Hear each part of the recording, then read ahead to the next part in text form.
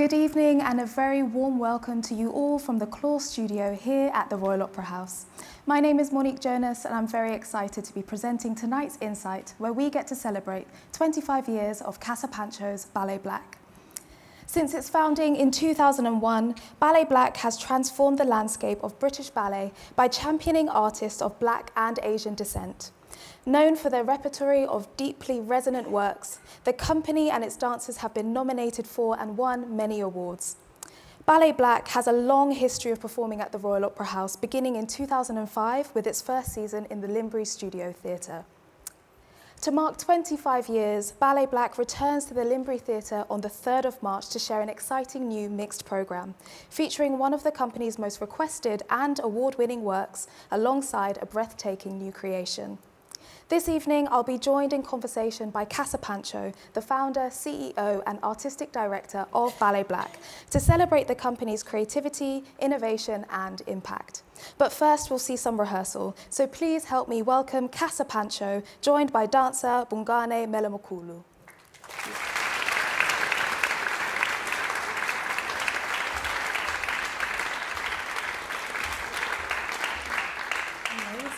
Thank you. So lovely to have you both with us. Cassa, we'll start with you. Firstly, massive congratulations on 25 years.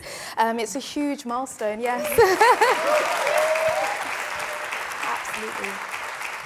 So we'll start with the milestone. Can you share what this anniversary personally means to you and also for the company? It means I'm 25 years older than when I started the company. And there are dancers in the company who are not yet 25. So it's sobering. I don't really think of it as a milestone because I think to think of it in that much detail would be overwhelming. But what I do take pride in is the different dancers that have come into the company over the years. And now that we are seeing them in our own work restaged, so it's our own repertoire, so it's a history that we've made for ourselves. Yeah. So that's something that is exciting for me. Amazing, and it's fantastic that you've had such a generation of dancers move through the company and you're nurturing the next generation as well. And so Ballet Black is performing in the Limbury from the 3rd to the 7th of March. Can you tell us a bit about the mixed programme that you've put together? So we're doing a double bill. The first ballet is Ingoma. We made that in 2019 by a choreographer called Matutu Zeli November, who started as an apprentice dancer in the company and worked his way up to senior artist, which is the highest rank at Ballet Black. And it was his first main stage commission for us and his first main stage commission here in the UK. And it was incredibly well received. He won a Black British Theatre Award, an Olivier Award, and he's a very young choreographer at the time. And it really cemented our position as a company as well, because we were also recognized by these kinds of awards like the Oliviers, which I didn't even think would be a possibility for us. Amazing, and a great testament to the way that you're nurturing not only just dancers but choreographers as well. So Bungane, we'll come to you. You actually danced in the restaging of Ingoma in Cape Town. Can you tell us a bit about your experience dancing that work in South Africa? Hi there, my name is Bungane.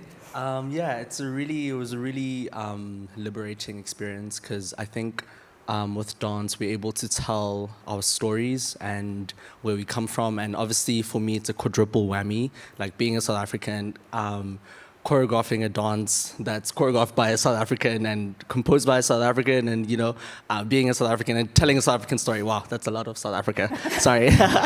But yeah, it's been so special doing it. It was really special doing it back in South Africa, but also doing it here with different dancers. And yeah, I'm really honored to, I was telling Cassa and my appraisal, I'm like, doing it in a different space in London, oh my gosh. So it's a really excited, looking forward to it. Wonderful, thanks so much for sharing that experience. And now that you're here in London at the Limbury again, what do you hope audiences will take away from the work this time round? I think it's, like I said, dance is it's educational. I think it's very important to learn about where things come from, and I think Ingoma specifically teaches you about South African history, about the what people went through in the mines during apartheid, because it's inspired actually by painting. And yeah, it's a really, it's a really special ballet that I hold dear to my heart, and I'm hoping you guys can learn about my history through the ballet. Yeah. Amazing, thank you. And just before we get into rehearsals, Cassa, could you tell us a bit about what we are going to see for tonight's Insight? So it's a very heavy piece emotionally, so try to choose something that's not too much for a Monday. We're going to look through the spacing and the timing and everything because we are on stage next week, and then we're going to show you a short excerpt of the piece. Perfect. I think that's a perfect time to hand over to the dancers. Let's hand over. Thank you so much. Thanks, Monique. I'll take this.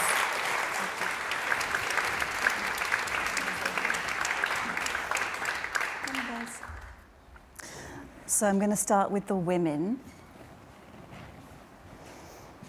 And we should probably have this as the front here, not come further forward than this. So let's go from here. All right, so we've walked, ready, 6, 7, and 1, 2, 3, let me go, sorry, 5, 6, 7, 8, 1, 2, 3, 4, 5, 6, 7, 8, 1, 2, 3, 4, 5, 6, 7. Okay, let's stop there. Let's just check the head on this side tilt, make sure your face is to the audience. Yes, that's it. Where can we pick up from? The fifth, the rond? Yeah, okay, ready? 5, 6, 7, and 1, 2, 3, 4, 5, 6, 7, and 1, 2, 3, 4, 5, 6, 7. Good. 1, 2, 3. Keep the energy going through the arms. Yes, and chassé. 2, 3, 4, 5, 6. Yeah, so as we do that tombe round, we're going to catch, do we say Elga or Michaela that we'd see? Michaela. So from there, and then we watch Michaela to come back. Yes, and then we are looking to Ruby. Good, and then back to Elga. Yes. Chassé. Good. Come through. And join us, guys. Good. 1, 2, 3, 4, 5. Okay, let's look at the. Should we look at the spacing there? So, what did we just do, women, to get into this? So, should we go from the tap taps? Ready and tap. 2, 3, 4. Yes. That's it. Yes. Is that okay there, Megan? Yes. Okay. Good. So we've got our arm around our person. Yeah. Are we okay for spacing over there? Yeah, we're just quite far. Yes. This is a much bigger stage. Our studio is not this big, so and the Limbri is not this big. So let's not get too carried away. So we're here. Ready and 1, 2, 3, 4, 5, 6, 7, 8. Yes, 2, 3. Yes, so remember, this one has to be massive, everybody, even though it's just one. This is you getting ready for your fight. It's straight into that jump. 6, 7, and... sorry, guys, this. What's a good spot for you? Into it. Okay. Let's try one more time. Let's go from this thing with your partner. Ooh, we started late today. So ready? 5, 6, 7, and 1, 2, round 4, 5, 6, 7, 8. 1, 2, 3. Yes. Good. Ladies, I'm just going to watch the guys for a second. So imagine that they've done their bit. We'll keep going, guys. And 1, 2, 3, 4, 5, 6, 7, 8. Good. So on these reaches, are we going to look, or are we going to keep our eyes to the front? Keep the fight going. So we've done the land, and 1, 2, 3, 4, 5, 6, 7. Yes. Good.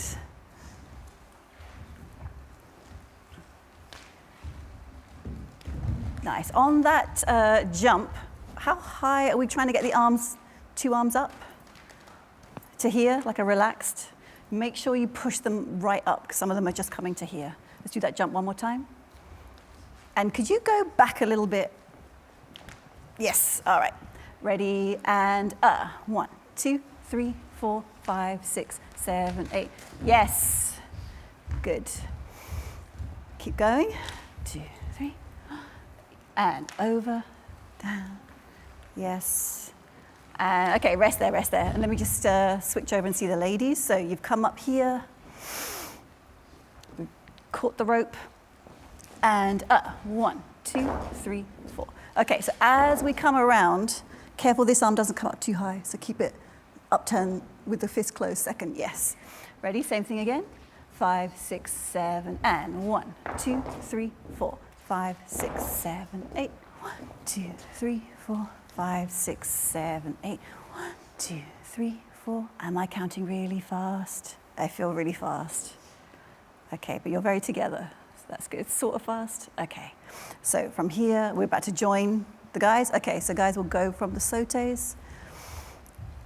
Ready, 6, 7, and 1, 2, 3, 4, 5, 6, 7, 8, and 1, 2, 3, 4, 5, good, 7, get into the circle, yes, so boo, careful there. That's you just need to push forward a little bit more to get into that circle so you don't use one of these steps to get in. Do we have this much space in real life? It's very spacious today. Okay, I think we need to be closer as well, yes.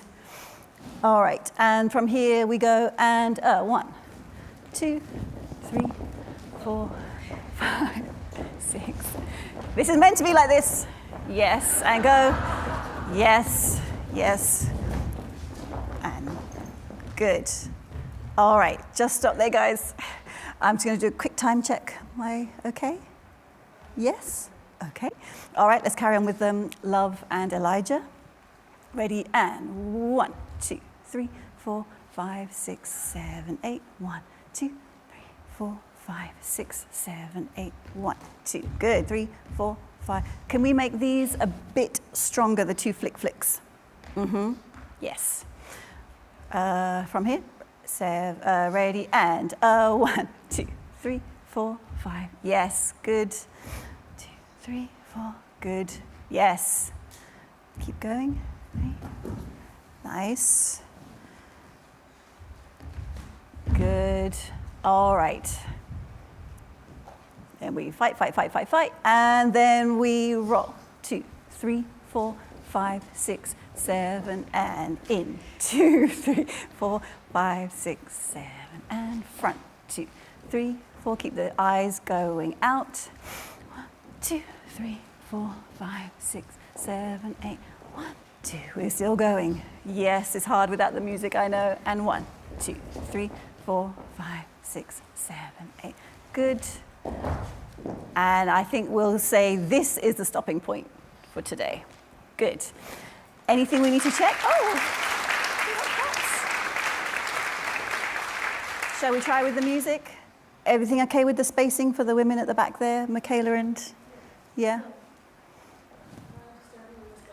Yes, I think, in fact, Elga, when we start, sure, but right at the start for this, only come about this far forward. Don't go right down. Yes. Because we're not using any of the back of the space, so we should. All right, so I'm going to play what I hope is 8 counts from the start of this. Yes, could be 9 counts.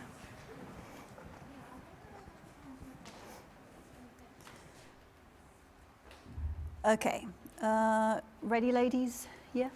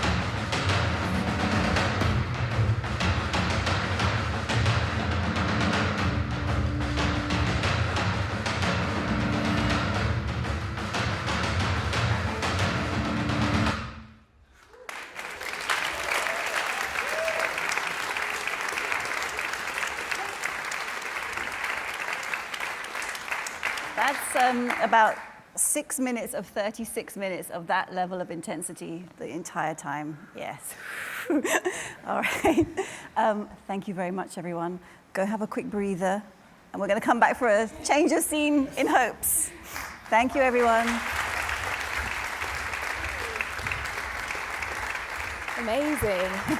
Yes, just to echo what you said, I'm not surprised, Feeling lots hot of watching them, intensity. It's wonderful, great to have a glimpse. I'm sure that's sparked a lot of curiosity for people to see more of that work once it comes to stage. So I'm once again joined by Cassa, and we'll shortly be joined by dancer Isabella Corossi as well, but of course after that I believe needs some water as well, so fabulous. Let's go back to when Ballet Black first performed here in the Limbury in 2005. Can you please tell us about that first set of performances and also how it feels to be bringing a new programme now? Well, I just remembered on my way to my mark that in 2005 we had booked a tour to Poland, and we were very excited about it, and we used stupidly all of our own money to pay for the hotels and flights and everything, and then the promoter pulled out. And we had used every penny of the about 5,000 we had to our name in those days. And Deborah Bull, or Baroness Deborah Bull, as she's now known, who used to be the director of this space and the Limbury Theatre, said, I will let you have the Limbury for a night, and you can do a fundraiser, sell tickets and see if you can make some of your money back. And we made back all but 1,000, I think. We sold out, and it was our first time on the Limbury stage. We did 5 ballets, like the dancers, poor things, were like back to back, ballet, ballet, ballet, ballet, ballet. And that was our first. That was our first performance here. Wow, a very memorable It was first dramatic. experience. Yeah, absolutely. So how does it feel now coming back with this new programme? I know you've been here many times, but yes. It feels, I guess, full circle for Ballet Black. It was our first. We started at a little theatre called the Cochrane in Holborn, which doesn't exist anymore, unfortunately. But once Deborah Bull brought us to the Opera House, it really made our status in the dance world go right up. So in many ways, our first performances here were the time that we were first starting to be taken seriously. So to come back here for our 25th anniversary it has quite a lot of meaning for it, yes. Fabulous. And so we're also going to be able to see a new commission from Hope Boykin as well as Ingoma, and this builds a bit on a project that you actually developed during the pandemic where you commissioned 8 choreographers to make a solo for each of the Ballet Black dancers at a time for a film called Eightfold, and I was very fortunate to be part of that project as well as a choreographer, but it's wonderful to put the spotlight on Hope and her work with Isabella. So can you tell us about how this longer commission came about and how the work has developed? Well, we had a great time with all of you on Eightfold, and Hope was really great, even though I consider her a contemporary dancer because she's from Alvin Ailey, but she was really great with Isabella and the classical ballet line and point work. And it's a challenge to find modern day choreographers to tell modern stories, but in a classical ballet way, on point, or without falling back onto like old ballet mime or things like that, which don't quite work for us. So I knew that the way Hope had used point work and classical ballet was a good fit for us. Yeah. And she and Isabella had a great time together. And when we got to planning the 25th anniversary, I thought I would love to see if Hope can come and make something bigger. And she said yes. Amazing. Yes. Oh, fabulous. And I believe Isabella's ready. Come and join us. Thank you. Hey. Wonderful. Lovely. Thank you for sharing your dancing in Ingoma. So it's lovely to speak to you now. Hopefully you're hydrated and all of that good stuff. So, of course, you worked with Hope during Eightfold, and actually you worked with Hope via Zoom as well, because it was the pandemic. So we were doing social distancing, etc., and keeping everyone safe. What was it like for you to work with Hope, and what did you take away from that experience? Hi, everyone.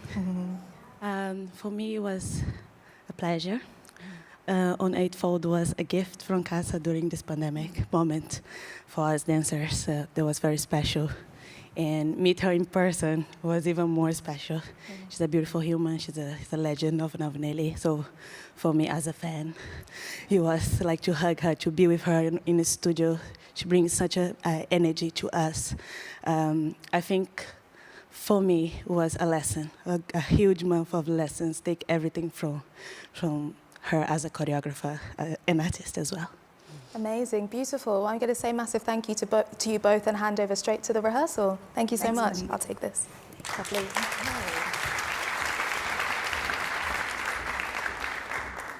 Do we have some dancers? We do.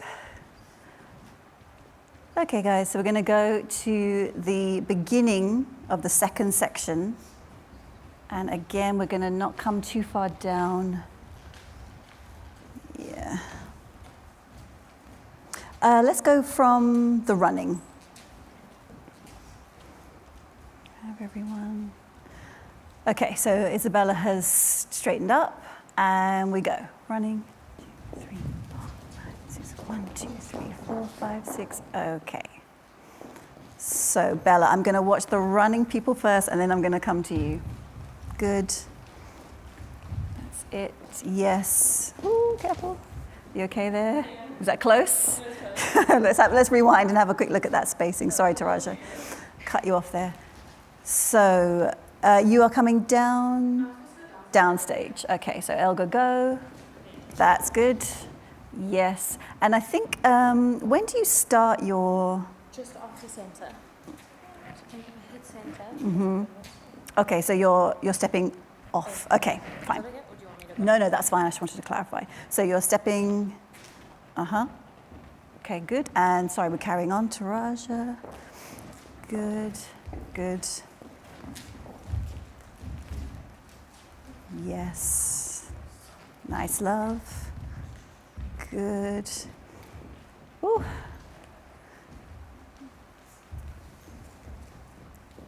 Okay. Okay, we'll pause there, Megan. Good. All right, and let me just, guys, you can have a rest for a second. Let me just see Bella. So we have our slow-mo. Mm-hmm. Nice. Good. And see if you can really go up and over through those runs. Yes. Lovely. Good. I think you could sit back on that a little bit longer. Yeah, I caught you. Yes, nice. Good. Good, lovely. If we have that hold every time, I'll be very happy. Yes. That's it. Okay, so where did we get to? Oh, you're in one line here. Thank you, Gala. All right, this is where it all gets a bit more lively, yes? Okay. Uh-oh, uh-oh. Hold on, Megan. Are we in the right order? So many BB t-shirts. Okay, ready? And 1, 2, 3, 4, 5, 6, 1, 2, 3, 4, 5, 6, 1, 2, 3, 4, 5, 6, 1, 2, 3, 4, 5, 6, 1, 2, 3, 4, 5, 6, 1, 2, 3, 4, 5, 6, 1, 2. Try and keep the line straight. 1, 2, 3, 4, 5, 6, 1, 2, 3, 4, 5, 6, 1, 2, 3, 4, 5, 6, 1, 2, 3, 4, 5, 6. Keep the arms going. 2, 4, 5, 6, 1, 2, 3, 4, 5, 6. 2, 3, 4, 5, 6, 2, 3, 4, 5, 6, 1, 2, 3, 4, 5, 6, go. 2, 3, 4, 5, 6, 1, 2, 3, 4, 5, 6, 1, 3, 4, 5, 6, 1, 2, 3, 4, 5, 6, good. 2, 3, 4, 5, 6, 1, 2, 3, 4. I'm going to watch it from up here. 3, 4, 5, 6. See what you're doing over this side. 1, 2, 3, 4, 5, 6, 1, 2, 3, 4. So, Michaela, as you come out of that I'm here. We don't have this kind of space for me to move around in our studio. So you shene up here, and then what's your little move to come out? Mm-hmm. Oh, into a little sidey thing? Okay. I think you could go a little bit further. Yes, good. Wherever you pause, let's keep going. And 1, 2, 3. Yes, boo. Look at you. That's cute. Keep going. 2, 3, 4, 5, 6, 1, 2, 3. Sorry, Cow, to make you do this in front of everybody with no music. Look how slow this guy can plie. He's not done. There. That's control. Yes, boo. And we have the clumps. Good, and keep going. Given up on counting, you don't need me to. Good, and we are vaguely friendly, yes. Oof.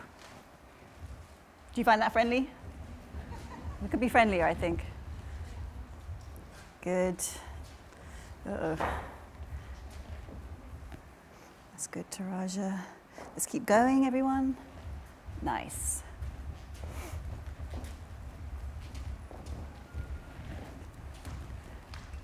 Good. Nice. And Elga, yes, good. So we're going to pause there.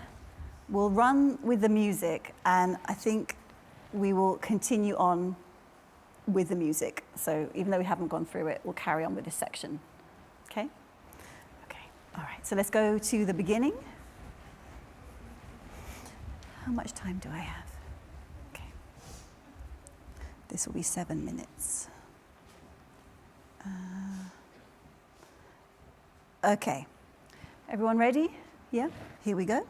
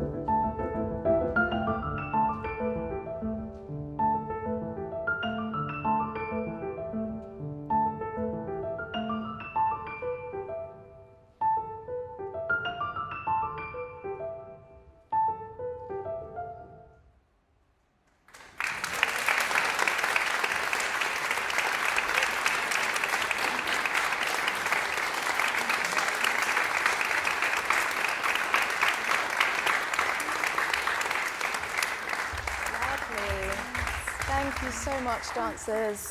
So wonderful to see your work. Thank you. Lovely. I guess we've had a wonderful taste of what we have to expect at the shows next week. So thank you once again to the dancers of Ballet Black and also to Cassa Pancho. Rounding out our evening. Oh, yes. Well deserved. Rounding out our evening, I'm delighted to be joined once again in a deeper conversation with Cassa Pancho to explore the company's impact on the landscape of British ballet. Cassa founded Ballet Black in 2001 to provide role models to young, aspiring Black and Asian dancers. A year later, she opened the Ballet Black Junior School in Shepherd's Bush. Since then, Cassa has commissioned over 40 choreographers to create over 60 new ballets for the company. She's been named in the annual list of 100 influential Black Britons in Black Excellence, the Power List, for the last 4 years. And she was recently awarded an OBE in the 2025 New Year's Honours List. So please let us welcome back Cassa Pancho.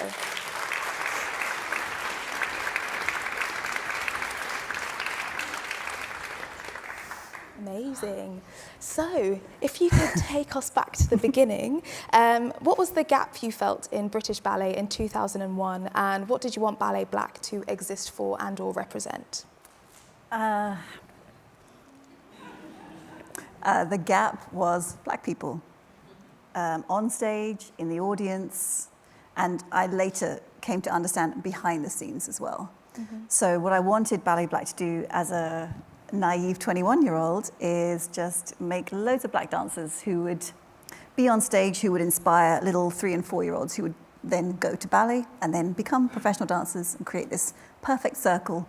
And I realized about a year in, that's going to be really difficult, and I won't be able to do that in 5 years, which is what I thought it would take.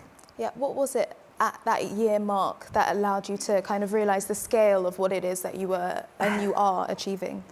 Well, first of all, if you leave dance school and you say you're going to start a ballet company for Black people, people are not going to take you seriously.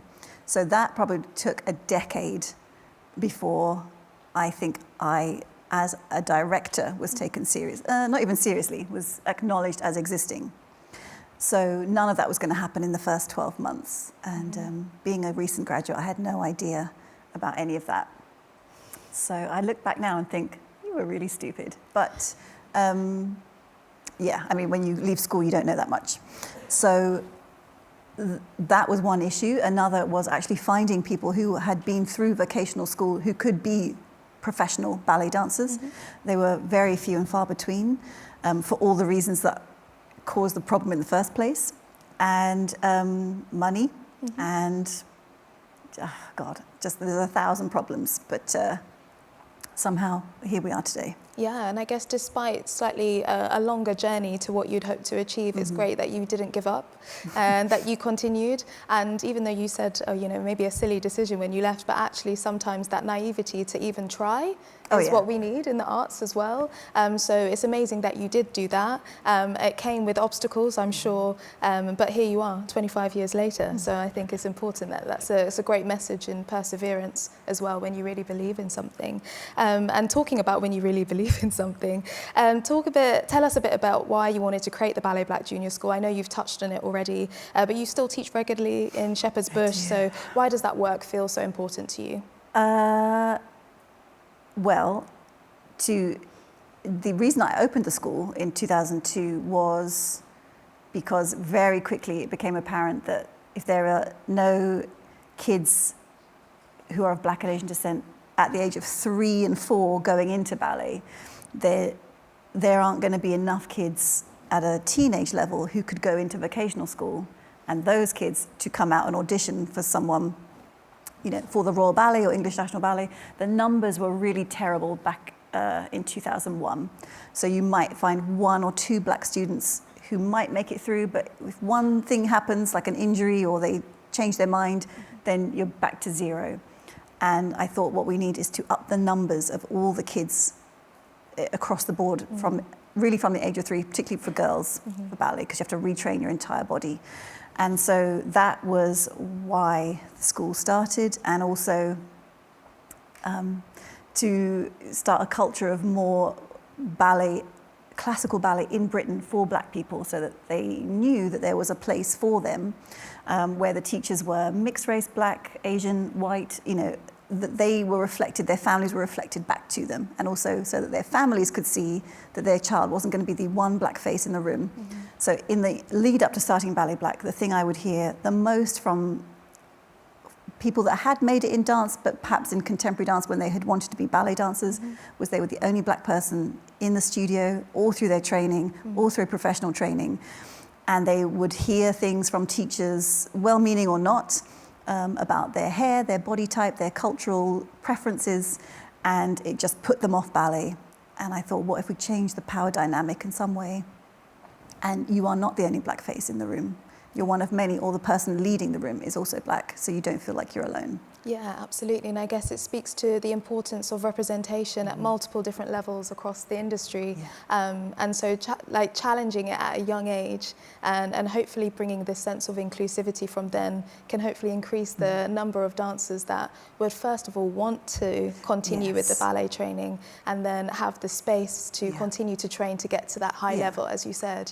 But also for all the kids that do ballet and never make it as a ballet dancer, whether they haven't got the skill or they lose interest, those people we might be making tomorrow's ticket buyers, and people that will go and consume the arts and understand that it's part of our everyday lives. So I think there's more than just trying to get those, you know, the rare, extremely talented classical ballerina out of it. It's also to build a whole culture of enjoying the arts, and particularly ballet for me, and not feeling like you can't be in a certain space because of your skin colour. Absolutely. It's about breaking those barriers down to just, welcome more people into the space in whichever capacity.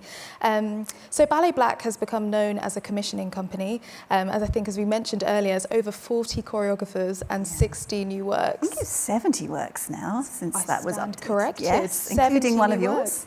True, very true. Why was commissioning new work so central to your vision, and what does that give to dancers and audiences? Well, we are in the same city as English National Ballet and the Royal Ballet. And I knew pretty early on nobody wants to see a 6-person version of Swan Lake with no money, terrible tutus, you know, recorded music.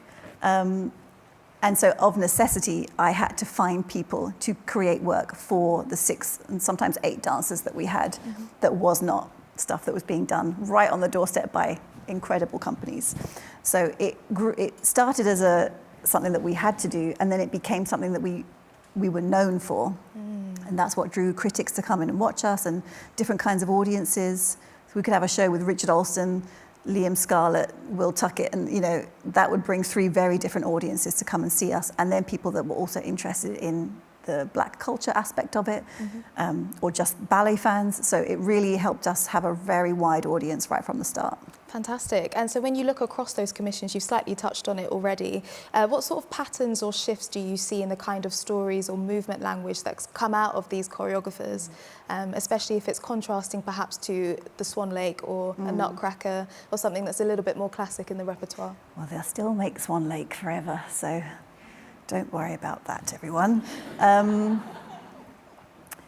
I think, well, as a company, we started doing abstract work, very abstract, and short, sort of 8 to maybe 15 minutes was pushing it for us, those sorts of lengths of piece. And then in 2011, we made our first narrative ballet that Will Tuckett made for us to celebrate 10 years of Ballet Black. And on tour, well, in London, but on tour, the narrative work was so much more popular than the abstract. I think in London, we're used to all kinds of styles, but out on tour, people really seemed to prefer, they liked the abstract work, but the narrative work really hooked people. And so from there, I started to make sure there was at least one narrative piece commissioned every year. And so that wasn't necessarily about the way choreographers were changing, it was about responding to our audience. Yes. And it also gave the dancers a different kind of challenge. So if you're a professional dancer, you should be able to do an abstract piece quite easily. But to act and to carry a story and to communicate that to an audience is a completely different skill. Yeah, absolutely. And speaking of storytelling, there was a recent commission, an adaptation of the best-selling novel My Sister the Serial Killer, written by Boykin Braithwaite for Ballet Black's UK tour. What do you think was important about spotlighting a story like that, and how does that tie into you noticing your audience, your wider audience's interest in narrative work? Well, I choreographed that piece, so it's my favourite. It's not my favourite. It's a challenge to find a modern day story. So our first narrative was Orpheus. So we started there and we said, okay, that was good for our first try. And then we skewed a bit more modern with every narrative that we made. So I read Boykin's book, I think during the pandemic, and it was, first of all, a brilliant book, but it also had 3 lead characters and enough for the other members of the company to be busy for the whole ballet. And it was a really interesting story for me about a sister who has a little problem when she gets fed up with her boyfriends. Instead of breaking up with them, she kills them. And her sister, who helps her clear up the evidence. And I really loved that it wasn't a narrative where a woman is cursed or waiting for a man to come and wake her up or save her or stop her from being a bird or a doll or any of those things. And these 2 sisters, as twisted as they may be, it depends how you feel about serial killing, they didn't need men to help them, and they didn't need men to save them. And in fact, the lead male character gets casted off to prison, even though he didn't do anything wrong. So I really enjoyed that aspect of the book. And we wrote to Boykin, and she had been another one of those people that would have loved to have done ballet, but was the only person in her class. And so she gave us permission, and we turned it into a story. So it was a narrative only written in 2017, 2019, I think. So an actual current narrative story, and the right scale for a company the size of Ballet Black. So I think if the Royal tried to put it on, there's way too many dancers. A lot of dancers would be sitting around doing nothing, whereas at Ballet Black, everyone had something to do. Fantastic. And how long did you have on that process? What was that creation process like? Well, because it was mine, I could do rehearsals whenever I felt like. So I got longer than the guest choreographers, probably because it was very spread out, probably about 4 or 5 months altogether. Normally would give a choreographer a month, maybe 5 weeks. Yeah. But yeah. But I guess that gave you that time to dive into the story, Yes. find all the characters. Exactly. So I want to kind of zoom out a little bit in the larger scale impact of Ballet Black. How would you say the landscape of British ballet has changed in the last 25 years when it comes to representation, and where do you feel like the progress has been real?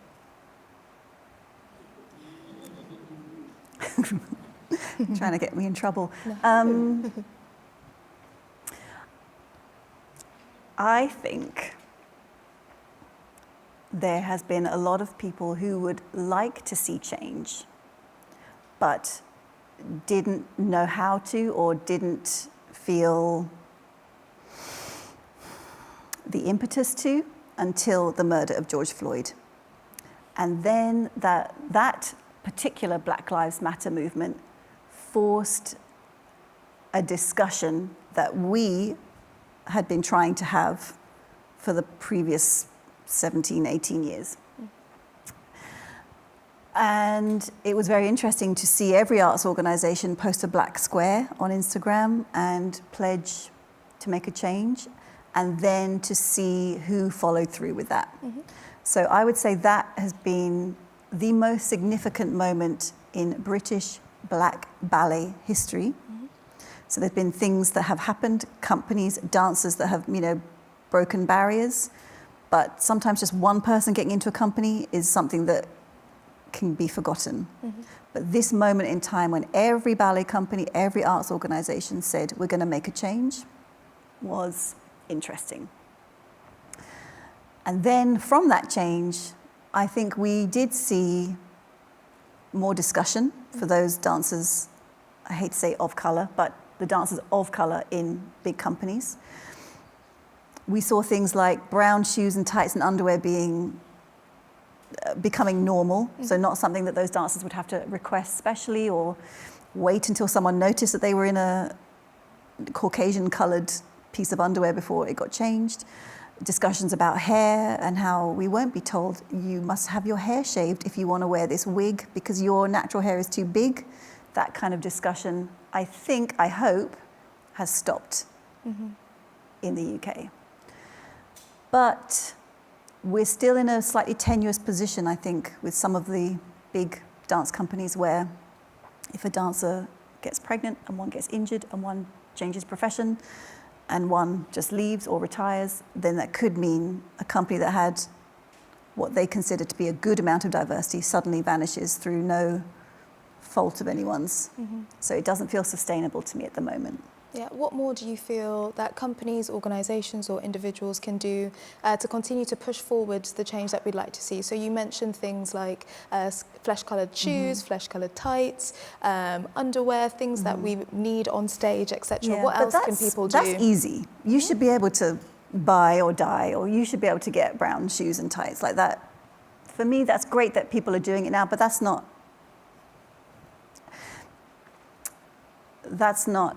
something that you get rewarded for. That should be standard. So I think personally, a recognition of what has happened in the past. So not taking blame, because people that run the companies and organizations today were not here when some of these things were happening. But I think there is a legacy of racism in this country and in ballet, and sometimes to move forward, we just need to acknowledge that it happened and that it was horrible and it was wrong and that people have learned since then. And I think sometimes there's a fear of being blamed for things that your predecessors did or things that happened in the past, or not wanting to offend. And so the conversation starts to stall and we get stuck on things like, we have brown shoes and tights. Great. But are we looking at parts of the repertoire and having just a discussion? Is this racist? Yes. Is it? No. Can we tweak it? Maybe. It doesn't mean get rid of everything that is historic at all. It means just examine it. And if your audience was full of people, so if we're doing a Chinese dance in Nutcracker and your audience was full of Chinese people, would you be happy for them to see that dance the way it is? Does it need some kind of tweak to make it appropriate for modern day? And I'm not talking about being offended or being a snowflake or anything like that. I'm just saying we have to move with the times. And sometimes that means making a change, sometimes it doesn't. But we should be able to have the discussion without stalling and not being able to move forward for fear of offence. So it sounds like a real importance on the integrity of looking at the lens at which we facilitate dance spaces, classes, company rehearsals, and we're really looking at the repertoire, we're looking at the position we're putting the dancers in on stage, we're looking at the experience of the audience as a whole, and we're really questioning in 2026, does this reflect the society that we're in? How do we tell stories from today without completely removing the stories of before? Because you can go to Europe now and see full blackface. So we didn't do away with that till quite recently, but it doesn't happen in this country now.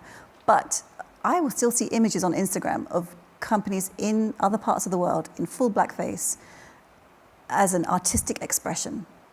And those directors say, if you complain, you're ruining history, you're destroying history. And I'm like, come on, guy, that's ridiculous. So those are the kind of discussions we need to have. And I think that it is entirely possible to have those discussions, but we just have to put down defences so that we can discuss it fully. And have that wider conversation. And so looking to the future, what do you hope for Ballet Black to continue to achieve? And for the dancers that work with you and work in Ballet Black, what do you hope their experience is moving forward? Well, at the moment, if somebody wants to interview me or a dancer from Ballet Black, they want to know about the racial trauma they have experienced first, and then they might want to know about their dance career and what it's been like to be a dancer. And then they are also asked about how do we improve diversity, and I don't think it's really on young black dancers to solve the problem, because the problem is racism, and that wasn't created by black people. So I think a sign of progress would be that someone contacts me and says, we'd love to speak to your dancer about how amazing they are as a dancer, or this particular role that they're doing. And there will be no question about them having to relive or retell any kind of trauma, any kind of racist incident at all, unless the dancer wants to talk about it.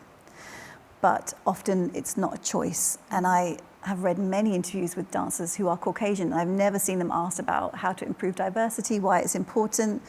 You know, they've never had to explain their own existence and why they should be included in the ballet world.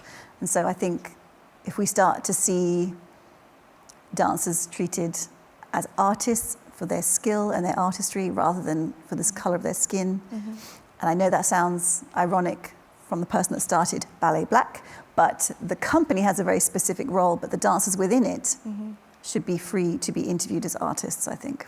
Absolutely, and we've been able to see a wonderful display of their artistry throughout this rehearsal. And so since we've had a lovely glimpse of that, what can audiences expect from the full performance, especially having seen a little bit of this insight now?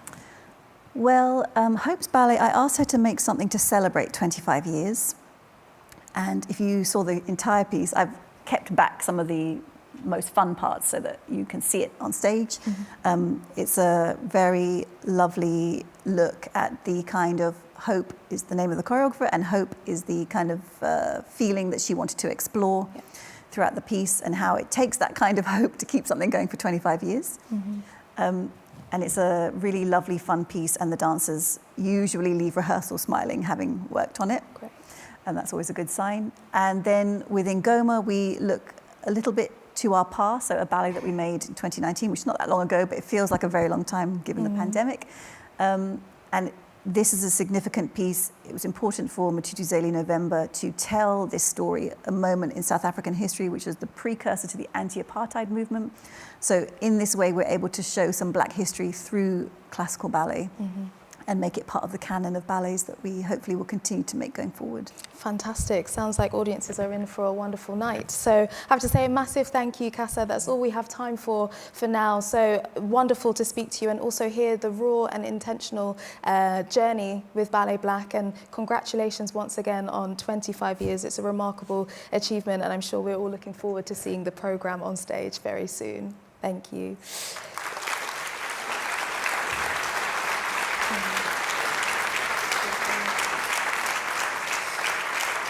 And just for everyone in the studio and everyone joining on the live stream, just a reminder that Ballet Black are performing their mixed bill from the 3rd of March, and you can find tickets on our website.